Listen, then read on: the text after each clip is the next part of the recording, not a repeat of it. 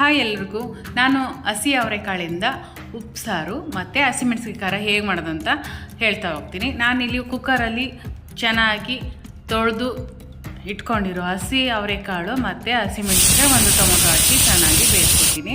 2 whistle ಹಾಕಿದ್ರೆ ಸಾಕಾಗತ್ತೆ. ಚೆನ್ನಾಗಿ ಬೇಯ್ತಿದೆ. ಈಗ ಇದನ್ನು ಬೆಂದಿದೆ ಅಂತ ನೋಡ್ಕೋಬೇಕು. ಚೆನ್ನಾಗಿ ಬೆಂದಿದೆ. ಈಗ ಹಸಿಮೆಣಸಿನಕಾಯಿ ಎಲ್ಲ ಒಂದು ಕಡೆ ಎತ್ತಿಟ್ಕೋಬೇಕು ಖಾರಕ್ಕೋಸ್ಕರ.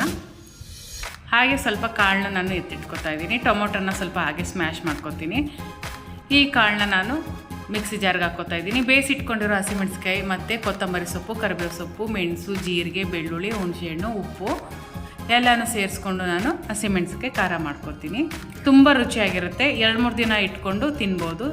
ಅಷ್ಟು ಚೆನ್ನಾಗಿರುತ್ತೆ. ಟೇಸ್ಟ್ ಅಂತೂ ಸೂಪರಾಗಿರುತ್ತೆ. ಈಗ ನಾನು ಒಂದು ತಟ್ಟೆಗೆ ಬಿಸಿ ರಾಗಿ ಮುದ್ದೆ ಹಾಕ್ಕೊಂಡು ಉಪ್ಸಾರು ಹಾಕ್ಕೊಂಡಿದ್ದೀನಿ.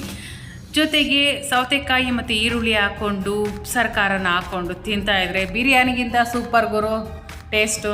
ಇಷ್ಟ ಇದ್ದರೆ ಈ ವಿಡಿಯೋ ಲೈಕ್ ಮಾಡಿ, ಶೇರ್ ಮಾಡಿ. Thank you.